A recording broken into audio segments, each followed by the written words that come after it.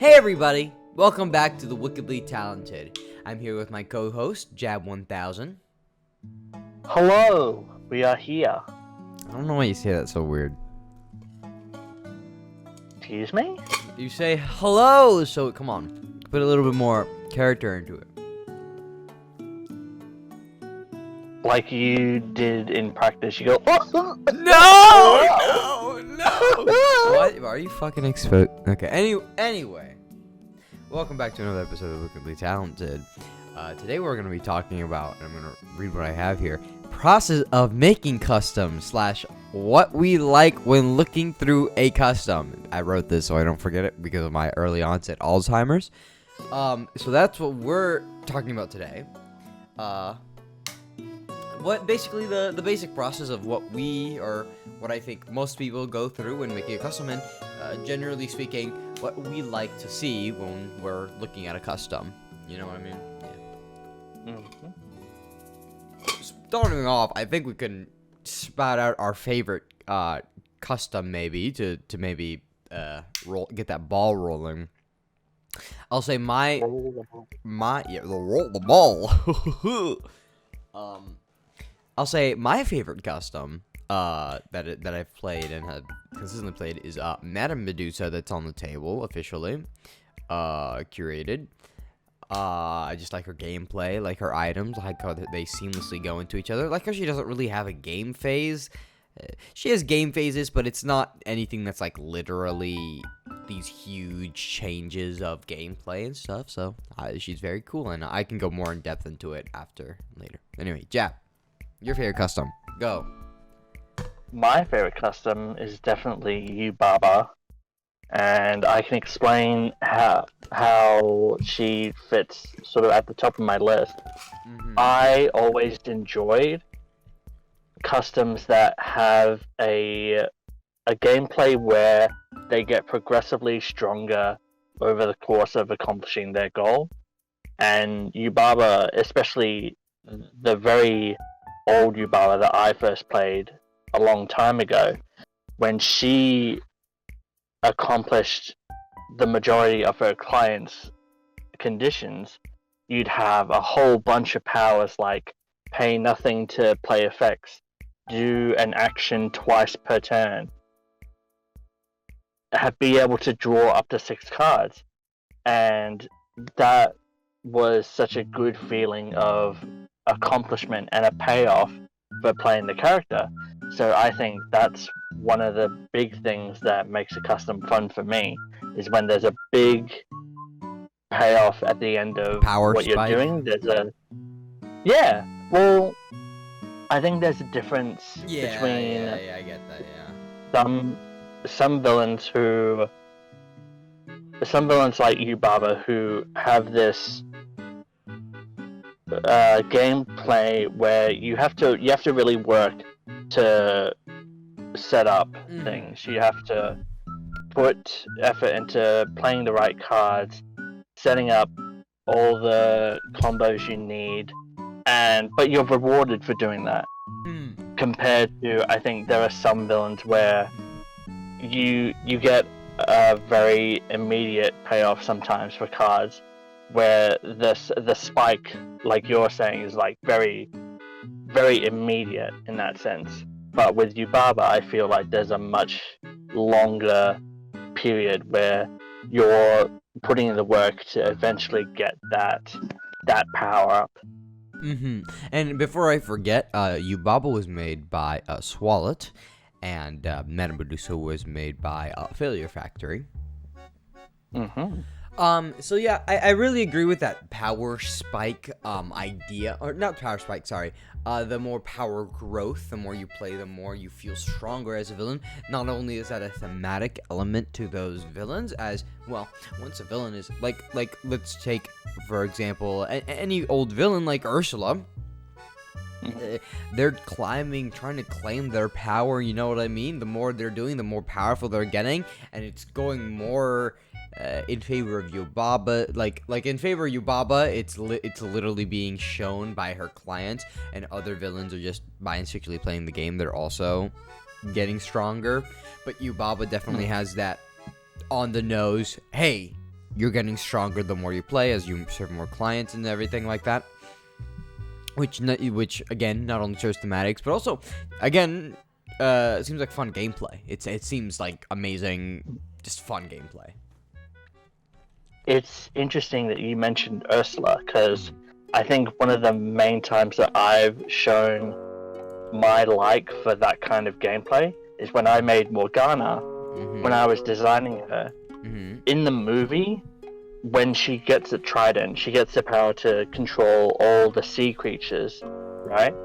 So my thinking was, when she gets the trident in my gameplay that I'm making, I thought it'd be a neat idea to give her a free move a hero action each turn. And I was like, oh, that seems like a cool payoff for completing that phase of her gameplay. You get this power up that helps you win the game from there, and it's just very thematic to the movie itself. And I wanted to add on, it's very interesting that you said she gets rewarded for that phase of her gameplay. There's definitely a subsection of Villainous where, not even subsection, a main part of the gameplay of Villainous is being rewarded for what you get to do and what you get to, for advancing, for moving on with your game plan. I think it's a very interesting thing to play around in customs, because looking at officials, we have stuff like a lot of customs and a lot of villains in general base value gain value because if they play cards, they're progressing their game. But it's so interesting to see what people do with these phases of change. Like if you look at Captain Hook or Jafar, a big phase of their gameplay is they're missing a location in their realm, and a big part of their gameplay is unlocking that location in the realm, which inherently is a great location for them. So it's really interesting to see customs expand in that concept, and not just sticking with the lock location being this, but saying so much more, like as you said, Yubaba with her tokens, and I'm sure we'll come up with more examples here if we look through the lists and stuff like that, but like creating a specific resource, doing these great powerful things, and then eventually kind of snowballing into that victory.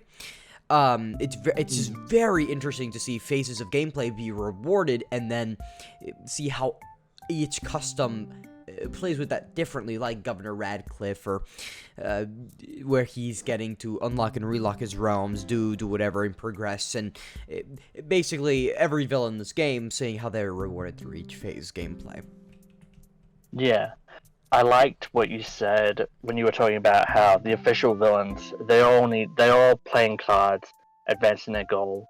And then Prince John's probably the only one where you technically never have to play a single card in a perfect scenario to get to your goal, because your goal is just gaining power.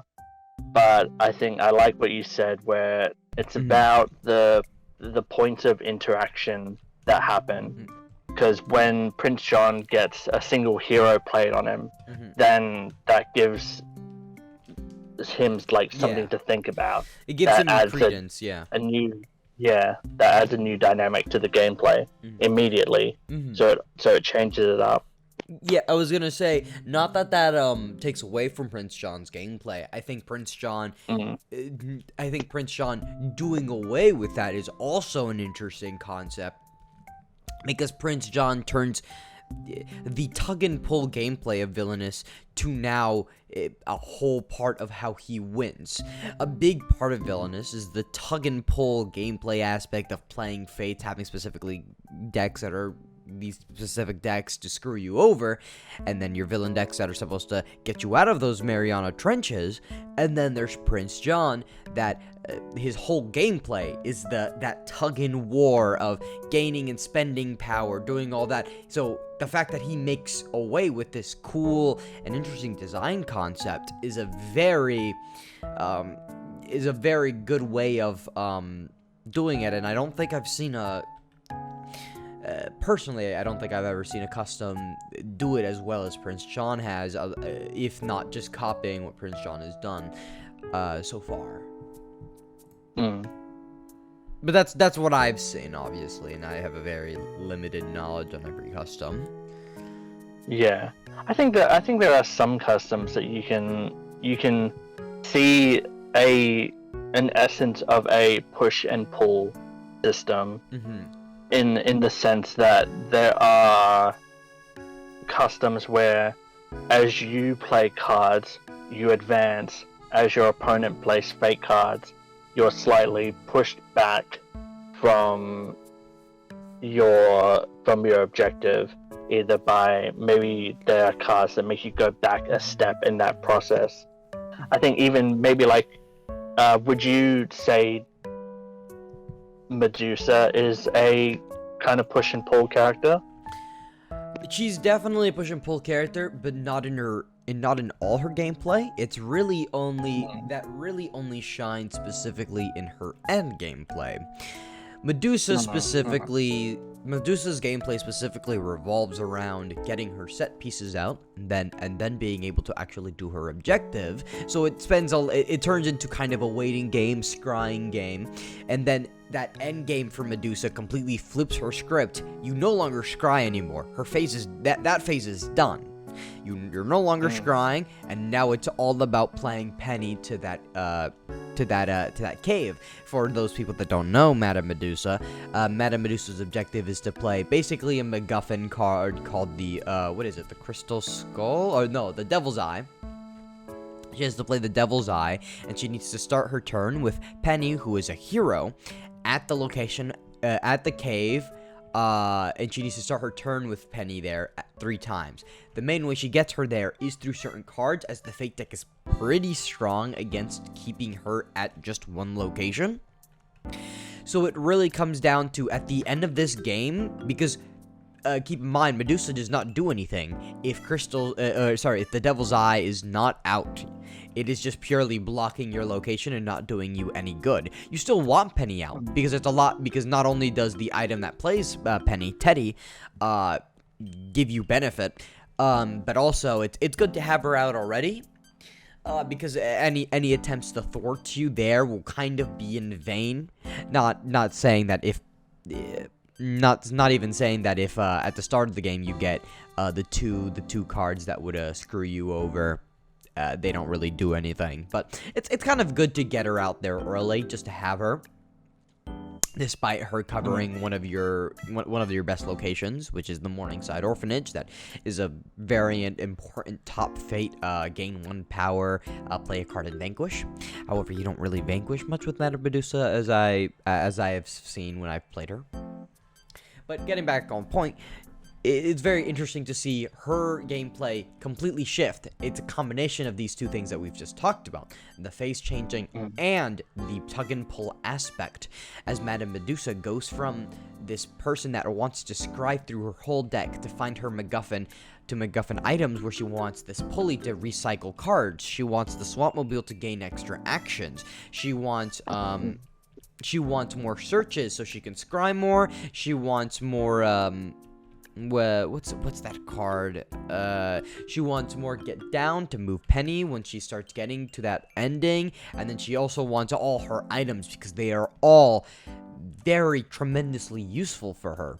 She's trying to scry for these MacGuffin items, and once she gets to that ending gameplay, that doesn't matter anymore. All your items are in play, and either way, you don't really care about them because these items are only to assist you. They're not really going to get you that win. So the gameplay turns into, you're trying to pulley these things. You're trying to even in that game, you're trying to scry some more cards, but you're no longer scrying specifically for these certain cards. You're only scrying for more get downs or other cards that'll let you just dig through this deck. So the scrying really never goes away, but there is that phase of now it's a tug and pull gameplay instead of setting up your board. Which I think is a great and beautiful marriage of these two concepts together, and which is why I love Madame Medusa, because she's just so fun and very slick to play. a lot of people may not know this. I know this because I test quite a bit with you on your ideas and your new customs. But I know that you tend to be a big fan of scrying through your deck and going right through, digging, maybe even going through your whole deck at once. Is that technically something that you enjoy in customs in general, do you think? Yeah, I like seeing cards. I like seeing new art. A big part of it even doesn't go down to the gameplay aspect. It just goes down to that I want to see all these cards, I want to see every card every time I play it, right? Every time I play this villain. So a big part of my love of something that will tickle my fancy in every custom will be if you have these big scrying moments or this gameplay that involves scrying, because I love the idea of getting your pick of the lines but having to sacrifice some options for it instead, because scrying will never let you get your full house in hand. You're always gonna have to lose something in order to gain it. Though since Villainous is such a linear and a complex game, sometimes that loss isn't to your detriment, because sometimes you're discarding a condition that won't help you ever in this game, or you're discarding an effect that it's nice to see, but it's like, this isn't gonna help me for a while longer, which is why I've tried to incorporate it in some of my decks. I don't think I've been successful at it yet.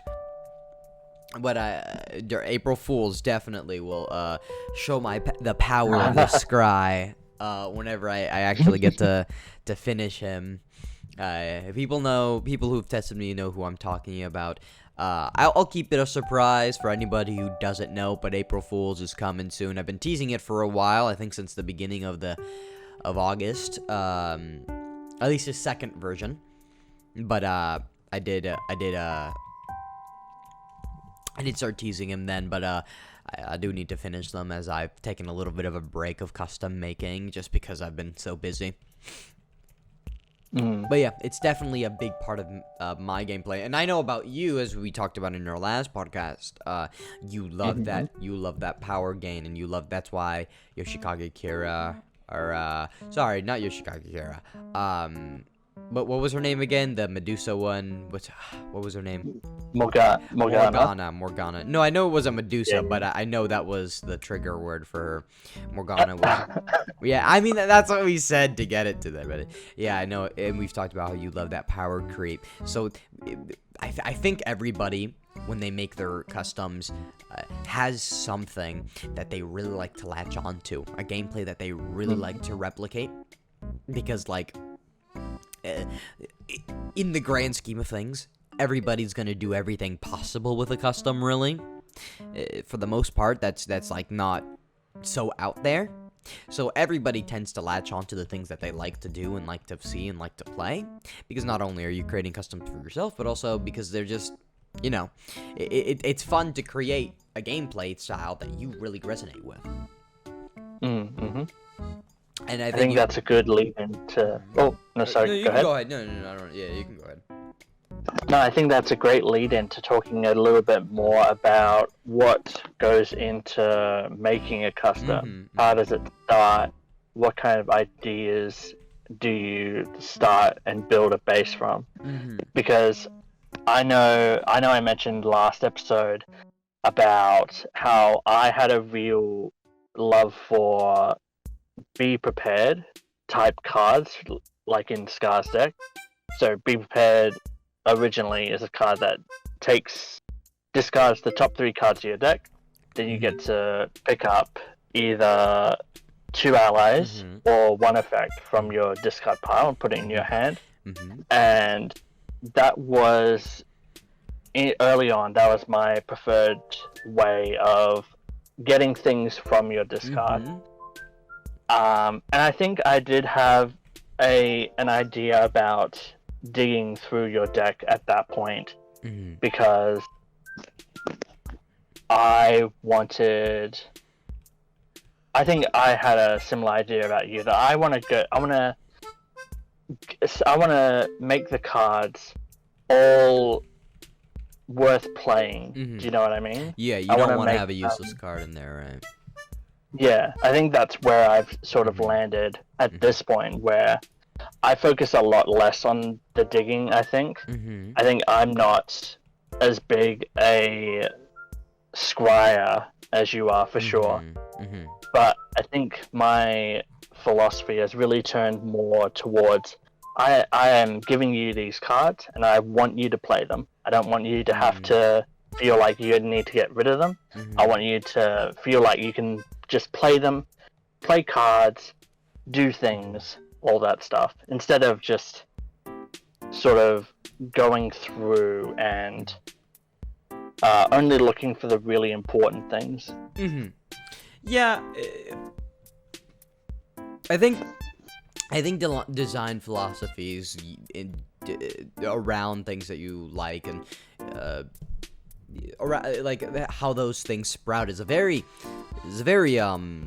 good way to get a custom going, because especially since if you really think about it, it's kind of like a TCG where customs are built and customs are built again around a central gimmick, a central thing, just like how TCGs are built usually around a central thing that they want to do or central thing that they want to accomplish. Just like in Villainous, you want to accomplish your objective, and that's surrounded by those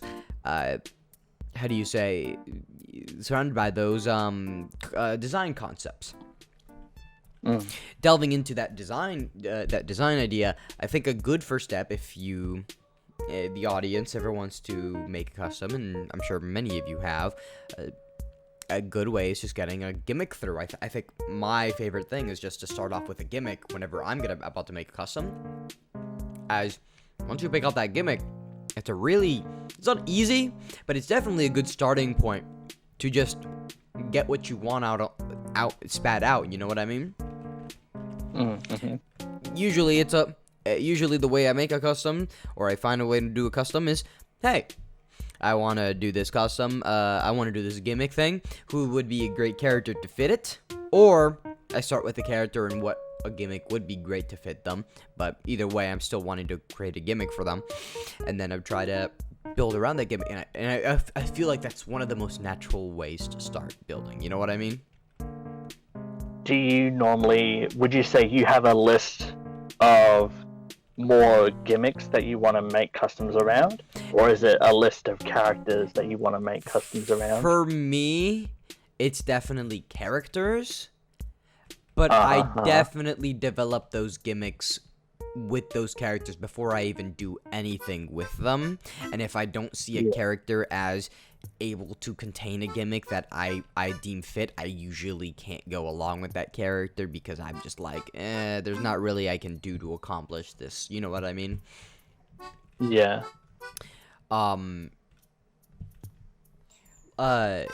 Give me, how do I say? So you've never really had a situation where you've got a gimmick that you want to do, but you really don't know what character would fit it? Yeah. I think it's always been, for me personally, character first and then gimmick.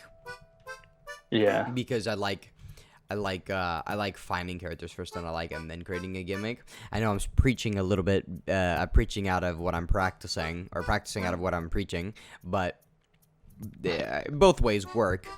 And for me, I've never found myself a gimmick that I can't. What was your question again? Sorry, I'm losing track here. I went on such a tangent on what I'm going against. I immediately lost track of what I was saying. What? Tangents? We don't do any of that here. There's never been a tangent on this show. It's not called the Wickedly Tangents, okay? No. Why the fuck would you? No, you've ruined TWT for me. I haven't ruined anything. Now you listen here. So what I was asking you was about how do you have more of a list of gimmicks that you're like, I have these ideas for custom gameplay that I would like to do, or was it more you have a bunch of characters that you know that you want to make a custom around, and then do you ever have a situation where you still have a gimmick, that you. No, now I've forgotten exactly what I said. Oh, this wouldn't be our show if we didn't lose track of concepts. It was about you have a gimmick. Mm-hmm. You have a gimmick Yeah. that Mm-hmm. Mm-hmm. you try. Well, anyway, Forget it. oh it doesn't bother, matter. oh bother. It's okay. Well, I think we got a point across. I'll talk about me then. All right, because you fucking little bitch.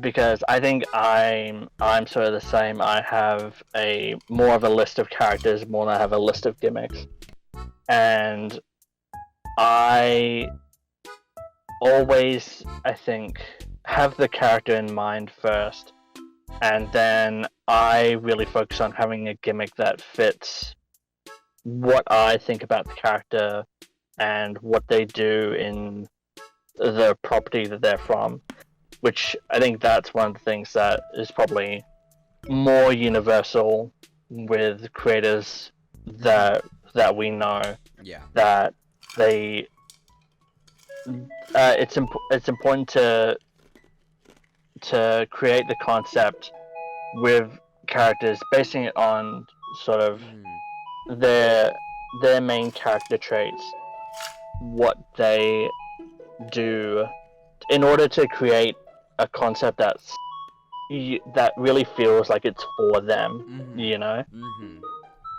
And then from there, I always like to do like a card count for my villain deck and fate deck.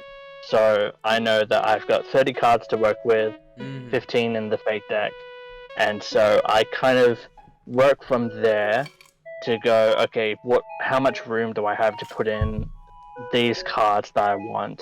Do I need to add some more? Do I need to take some out? Maybe put some together?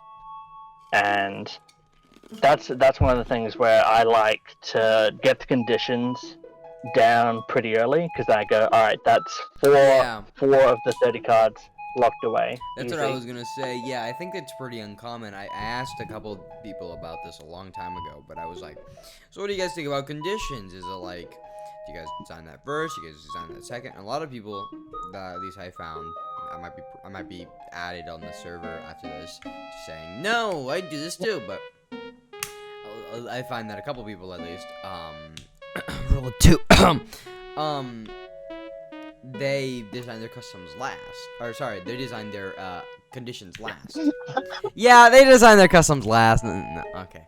They designed their conditions last, which was an interesting revelation for me, because I was like, oh really? I mean I know customs don't do much, but it is a good tell. But then a thing that they told me is, I mean, you don't really need to have specifically, especially even if you're following a chart, I don't think it matters.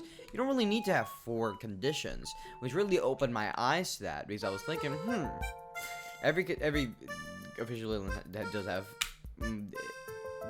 very many conditions, but you don't really need to have 4 conditions in a custom, and that really opened my eyes in that design concept as well, because conditions, if you think about it, are really just it's not only one of the weakest ways of player interaction, where it's literally just like, aha, you activated my trap card, but also conditions really feel like a very specific way, a very villain specific way of playing catch up. Yeah. I feel like a lot of conditions are designed to gain you resources that you might be lacking, do something for you that you might be wanting to do that you might not be able to.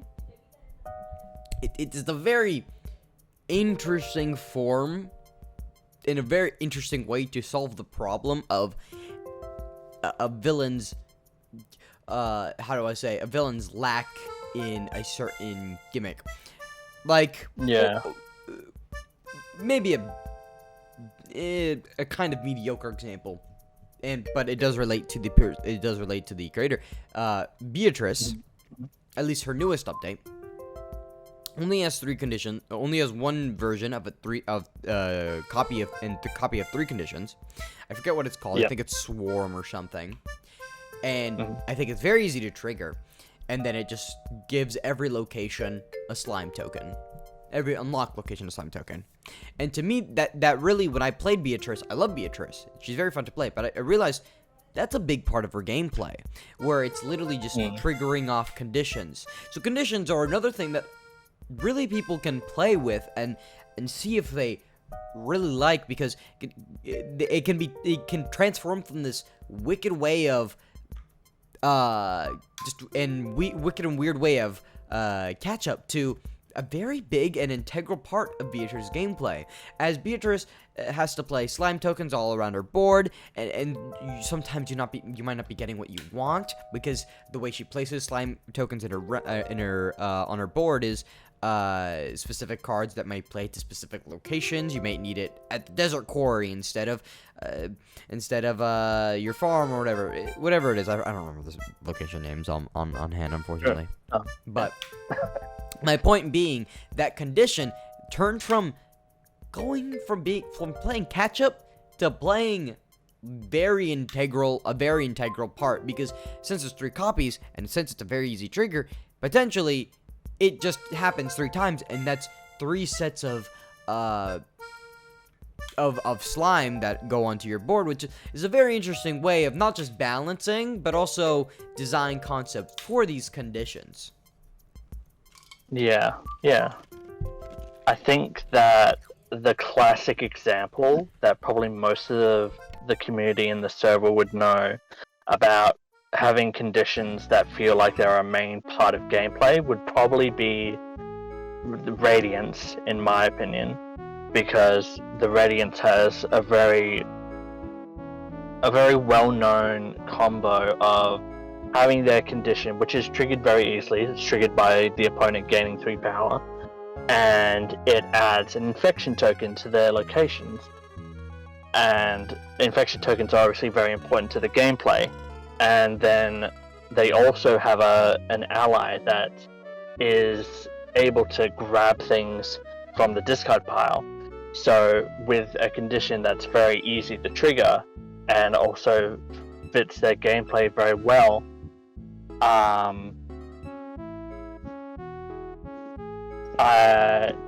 it's one of those conditions that obviously really pops up very often. I think that I kind of maybe disagree with the idea of having conditions be so integral to gameplay. I feel like to me, I think it feels like it's obviously, in my experience, it's very difficult to navigate The balance. new ideas for conditions and kind of balancing, because I think there's a balance to be struck between a condition that's very easy to trigger by most, if not all, villains, and then there are some triggers that are quite specific and are quite matchup dependent. Mm-hmm. But I think maybe that's one of the things that is unique to me, in the sense that I prefer games to be perhaps I don't want to say I prefer games to be less interactive, because I don't think that's true. But I know that for conditions specifically, I much prefer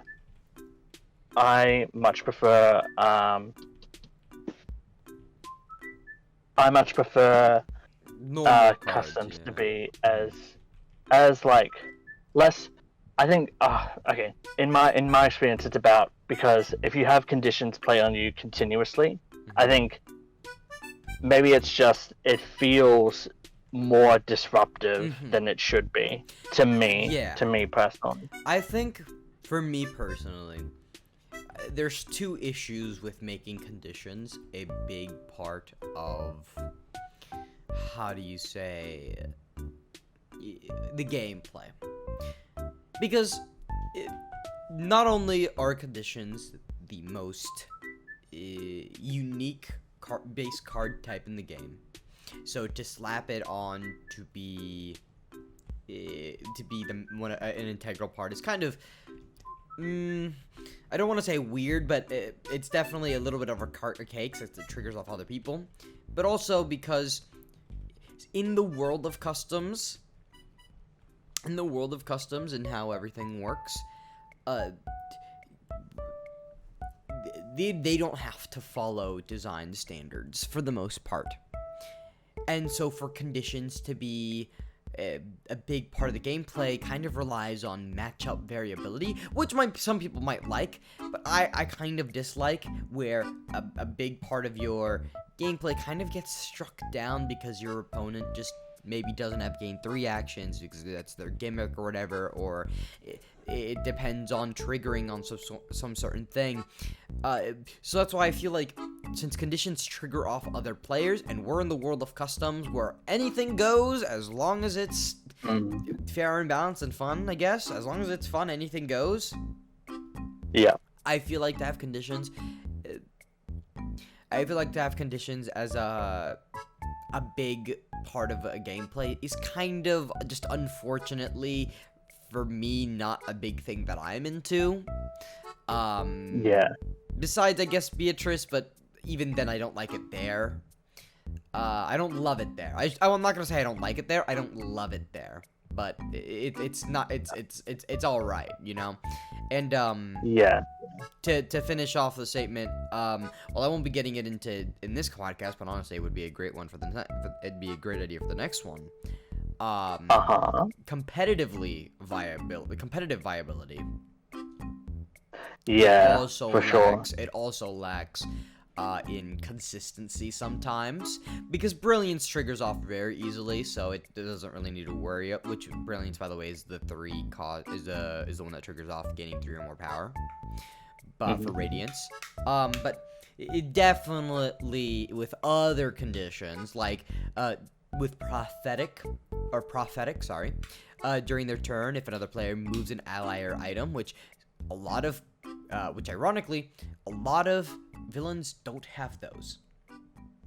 I feel like a lot of custom villains and custom creators have realized the move, item, and ally action are really powerful. Some would say they're even more powerful than a lot of your other options because they let you uncommit to stuff on your board. And a lot of custom designers, I feel like, don't really put those on their board. And instead do something else that then opens another gate of gimmick or creativity for that creator. So that's why another reason why conditions are being a big part of the gameplay may not be as consistently viable as not only as we see, but because as we see now with patterns, but also because of just it relies on how a custom is made and how somebody plays. And not to mention the draw chances, but yeah. Go ahead.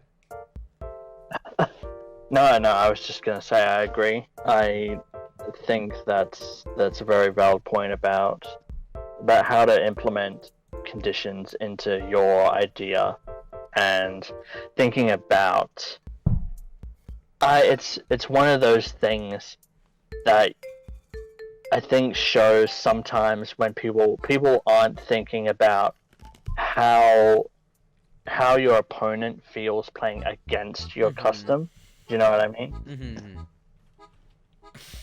And that's one of the creation points that I touch on as much as I can when I'm designing a villain, because I care a lot about how a custom feels to play against. A lot of the time because I like to test with other people, so I'm usually playing against their custom as well. So I always try and focus on keeping that fun factor in the custom itself, but also for the person playing against them. Because if you're playing against a custom or just a villain where you feel like you're your fun and your enjoyment is being taken away, then that's not worth it. Yeah, And because that's I think that like that'll like turn you off that custom, because you'll be like, why? If it's gonna be a whole bunch of work and frustration, what's the point? Yeah, like if like for example, if a condition triggers easily but has this long effect of what it does, that balance, or like if this condition just triggers and it's like, well, I guess you just win the game with this condition anyway, right? Because that conditions that win on other people's turns means that you would win no matter what, no matter if it's an instant win on your part or if it's a start of turn. Because no matter what, if they start, you know what I mean? If they end your turn, you start your turn, and if you're at objective, like Brilliance could technically do that, but it's so weak in the fact of it, it doesn't really do that. I do want to move to our promotions real quick before I move back into what I do want to talk about, which I have another good example. We did get 2 promotions. We did get 2 promotions to promote. One of those are card backs made by, let me find his TMs, Unhappy Ending. Unhappy Ending. Yeah, he's doing great stuff over there. Unhappy Ending is charging $15 to $25 depending on complexity and research for each card back. Of course, I'm pretty sure you can provide your own research or anything, but they're amazing looking, and they did say they would adjust their price range by 5 for Anyville card backs because they are more complex. But honestly, if you are looking for an Anyville custom card back that they've already teased that they're about to kind of release, honestly, contact this guy. They are they are the closest to the official thing so far of Swallets, which Swallet is the main person that draws those card backs, which are so beautiful. But what I want to say here is, if you want something that is something that looks just like the real thing, because Wallet might be swamped with work or something, Unhappy Ending will provide that for you tenfold. It looks amazing. As well as we also have to. I also was asked to promote RPMs, or Rapples and Milkshakes and Movers. Let me make sure we get everything. Oh, Zito's, yep, is mover commissions. They ranged for $40 to $60 based on the complexity. You can also see him work live at his twitch.tv channel, which you can find, I'm sure, in his forum. These are some of the most amazing movers I've ever seen as well. I think literally one of his job is to model. So if you're looking for a good mover model, he's your guy. That's what I mean. Not to discredit anybody out there that is also making mover models. Just get to me first. Anyway, I just want to promote those 2. I have so much respect for people that can do 3D modeling. I tried it once and I hated it. Yeah, and I could not get into it. When I was making Dr. Bob, I was like, yeah, this mover should be a table, and I thought it was gonna be simpler enough for me to model. No. And that is why the only custom that has a mover is Double King, because I found free art assets of crowns, and then I went into Blender and stacked the second one on there. I'm not lying to you. I am not lying to you. That is how I did it. I looked on the internet, went, I do need a crown for Double King. And then I found these free. He was making a game or something. It was like 2013 or something. And then for this game forum for assets, as long as you and you can use those as long as you credit them, which I did eventually credit them in the description. And I just went into Blender, went Control-C, Control-V, got the small information from the one Maya video, or from the one Blender video I watched, stacked them on top of each other, learned how to export it, imported it. There you have it. There's my boy. But anyway, RPM does great ones. I'm sure other people do great ones too. I just can't put my finger on who does them. If you want to be promoted, you can just let me know.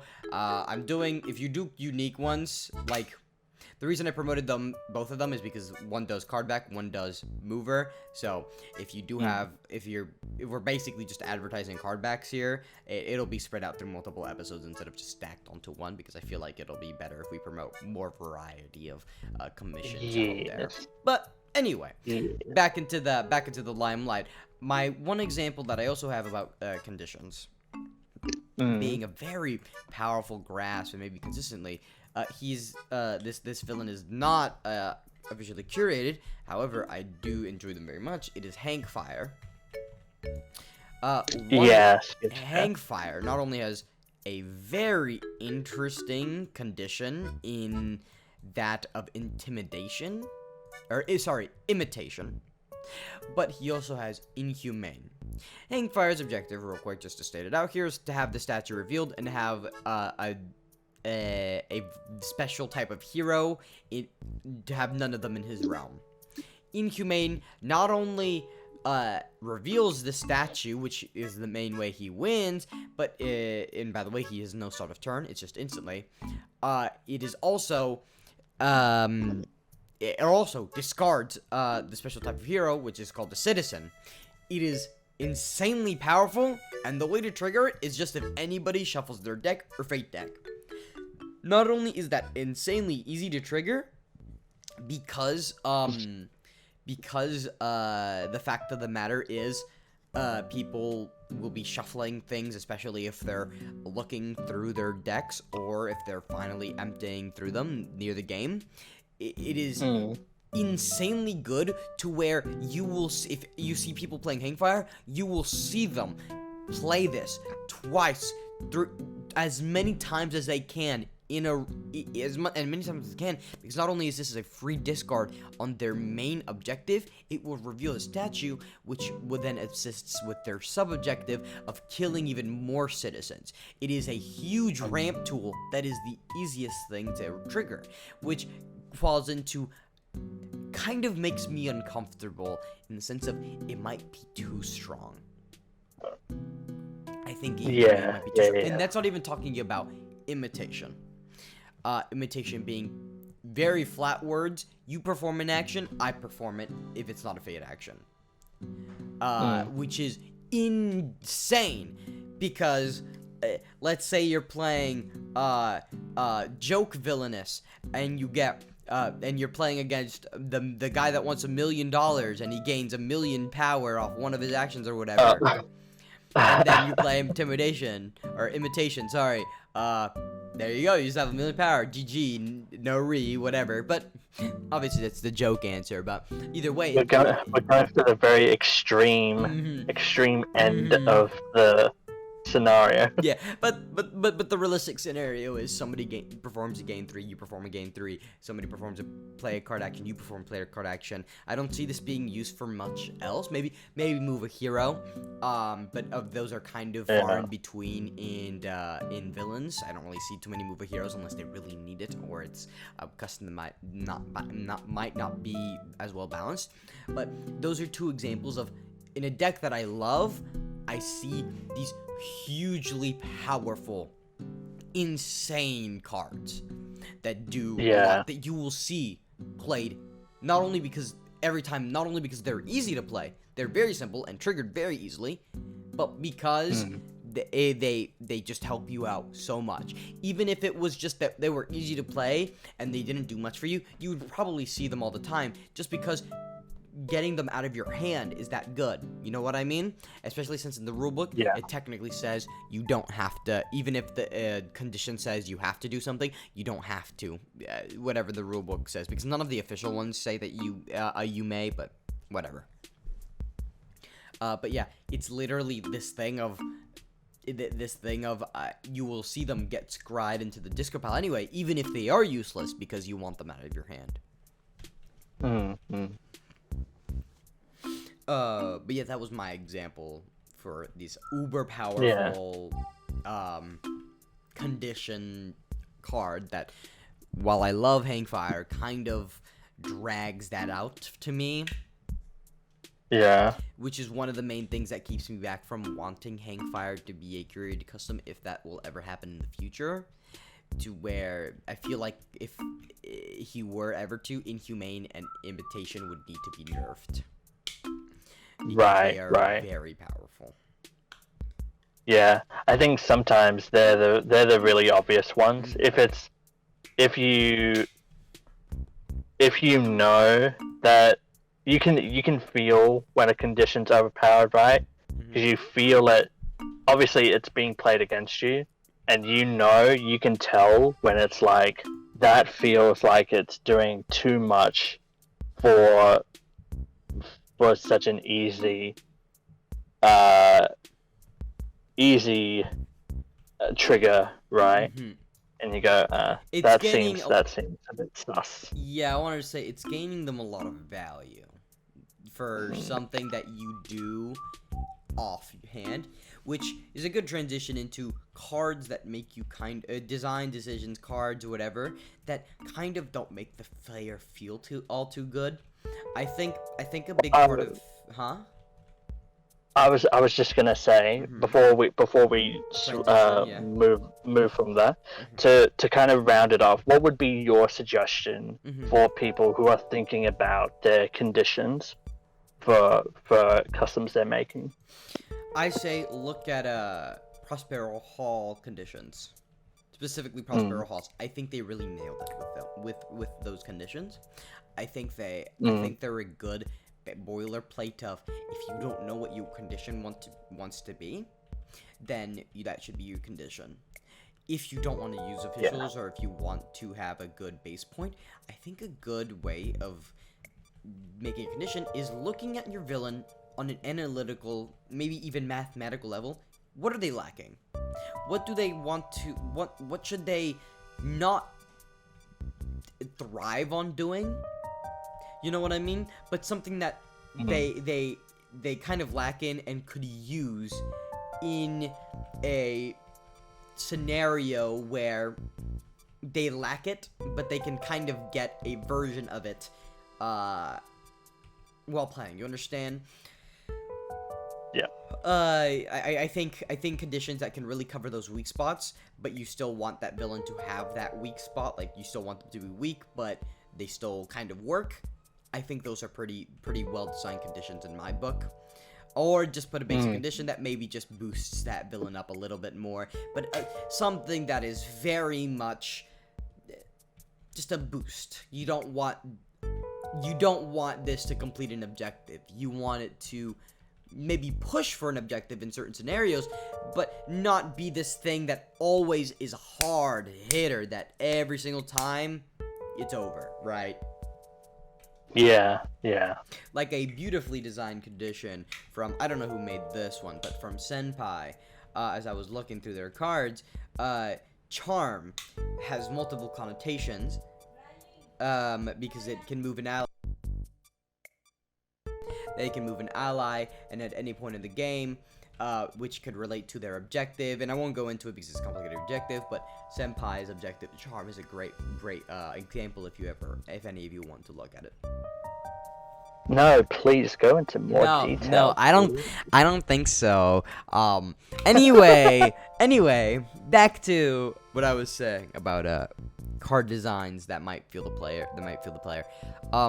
A big part of when you design a custom villain is, I feel like a big design decision is how powerful should this card be.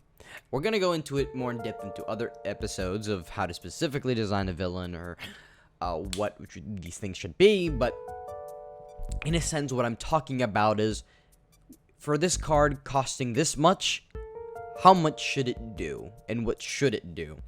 Because I feel like there's a couple customs out there that kind of trivialize the cost system, and kind of make it, instead of a ranking system of how good a card is, or how much value it should provide, it's kind of trivialized, and maybe this cheap card is really powerful, maybe the expensive card is really weak, and I feel like it really strikes a chord with certain customs that it just that sometimes things are overlooked. Maybe cards are made too powerful and stuff is made to feel bad because maybe you're not gaining as much value as you should. Or on the opposite end, you feel like this person is gaining too much value out of this 0-cost card. You understand? Yeah, I think cost is one of those elements that really develops over time, where you need to pay attention to what kind of game states do you play these cards in. Like, are you playing it where you really have the resource to spare for it, and it's using up your resources wisely, or are there cards that take up too much and don't do enough that they're not worth playing? And I think once you've learnt enough and you have a good grasp on cost versus playability, then I think that's one of the big ways that you can really move forward in your designing process. That's one step that you can almost like learn in your muscle memory of like a good ranking system, at least for me, starting off is like a 0-cost card.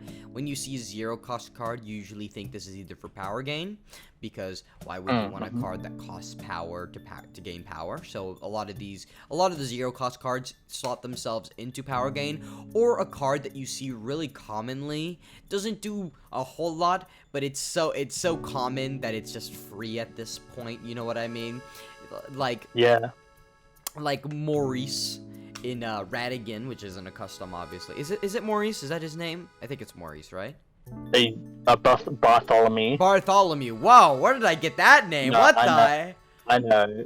Maurice Bartholomew. It's so similar. My fault.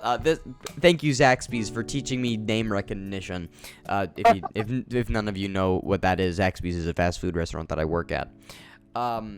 Bartholomew. I'm gonna be making a lot of those mistakes, don't worry. Bartholomew is very much a 0-cost card because he very much is fodder for, what's the cat's name? I don't want to get it wrong. Felicia. Because Felicia, when she's played, she has to either discard an ally or you have to pay an extra, I think, extra 2 power.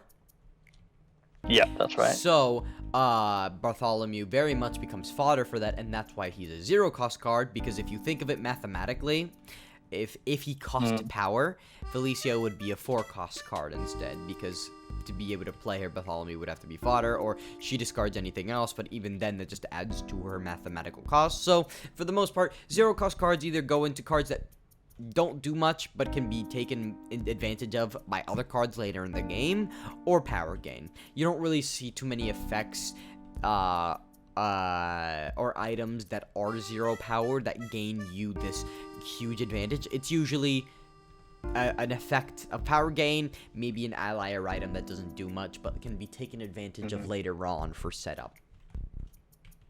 That's a very important point that you said, that there is absolutely a mathematical element to thinking about these things, because it's all working with numbers when you're thinking about power costs, when you're thinking about strength especially. There's been plenty of customs in the past that really benefit from having someone look at it and go like, that's if you're increasing the strength by 1, and these allies have a strength of this amount, and these heroes have a strength of this amount, what can you see how that strength increase is affecting, or in some cases not affecting the game state? And you need to think about sort of these numbers that we're playing with. How do they match up with each other? How do they factor into your gameplay and what you're doing? Yeah, I feel like the cost 1 is the most versatile cost. Because the cost one can mean so much, because not only are you as well as not only are you balancing power, but you're also balancing player card actions, since throughout the game you can only perform so many player card actions, right? Unless your character is literally designed to play 50 cards on one turn. There's a couple.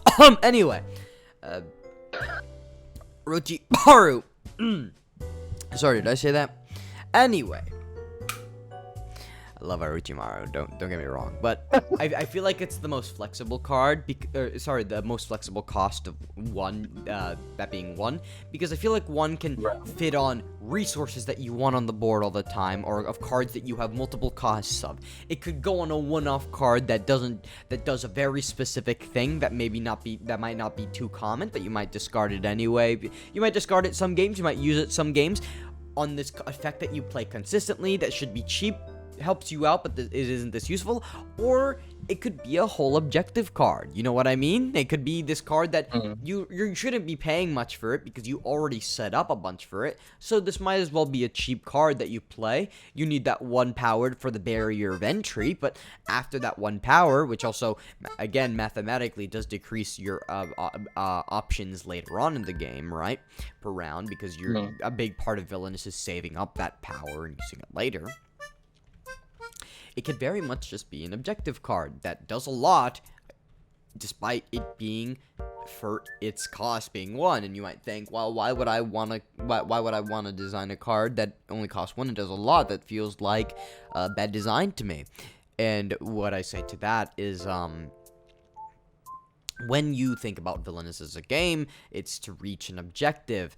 And unless you're talking about this 1 cost card that you play and then you win the game, right? I feel like a 1 cost very much could define a card that is that needs setup to use, or that needs setup to use, but is now becoming your objective card, and you can go at this 500 different ways, right? It isn't very complicated to reach that. Definitely the 1 cost. What I'm trying to get at here is the 1 cost is the most flexible cost in the game, because it can go for so much and do a lot.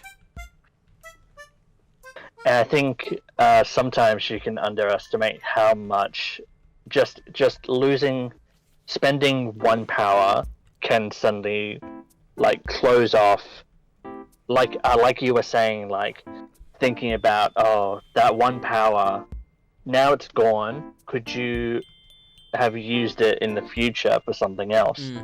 So even just a difference of 1 power can make a big change to the things that you can do with your cards. Also, that barrier of entry of, we can't make this free because it does something, but hey, if you have that 1 power, you can do it, and it might help you. You know what I mean? Moving on to 2 cost cards. 2 cost cards, for the most part, are cards that you see that, while sometimes they may be discarded, for the most part, when you play them, these are kind of, these start seeping into your set pieces. And 3 and 4 kind of only are set pieces. You know what I mean?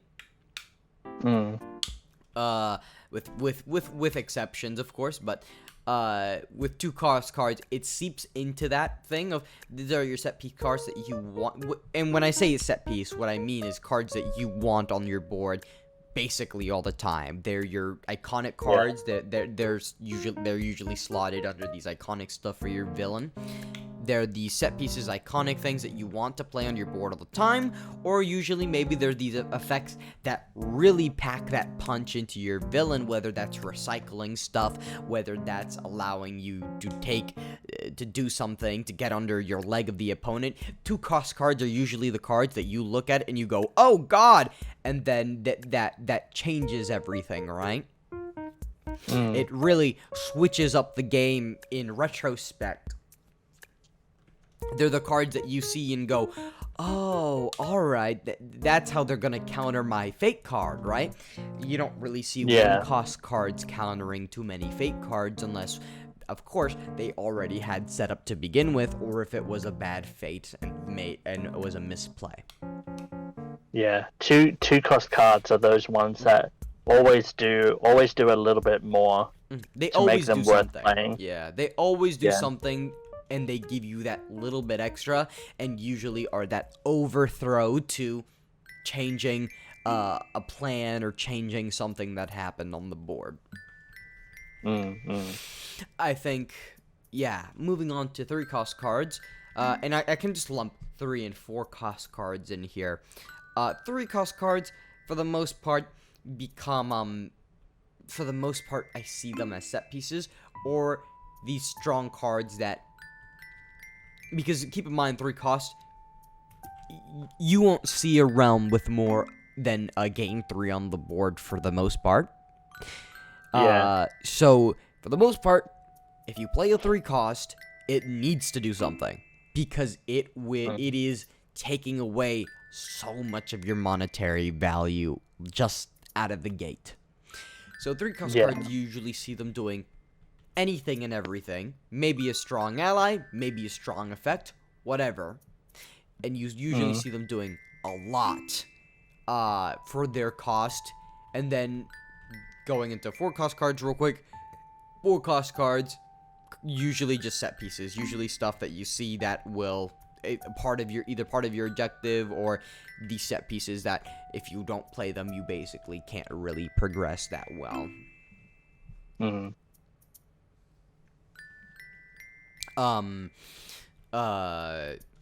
But yeah, it's just threes become those cards that you always will have, always will want, and they're very strong in that sense.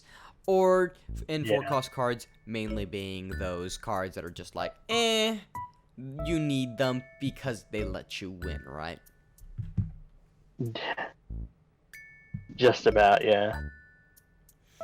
Ironically speaking, though, Scarab Pendant's only 3. But anyway, I think that's enough about costs. We are reaching an hour now, so... No, I was gonna say it is about that time. You're right. So I think we've talked on long enough. You've heard us blabber. You've heard us rant. If there's any suggestions for any topics you'd like to see in the future, DM me or leave them in the comments. I'll sure to be reading them if there's any. I do have a schedule of what I want to put out. I know it's been a while since our last podcast. It's been busy since, but I hopefully can put this out hopefully on Monday whenever I have some free time.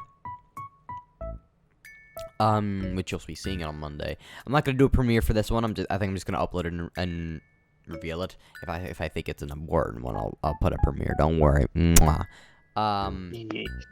But yeah. Thank you so much for listening, guys. And yeah. You all have a great day. Take care. Goodbye.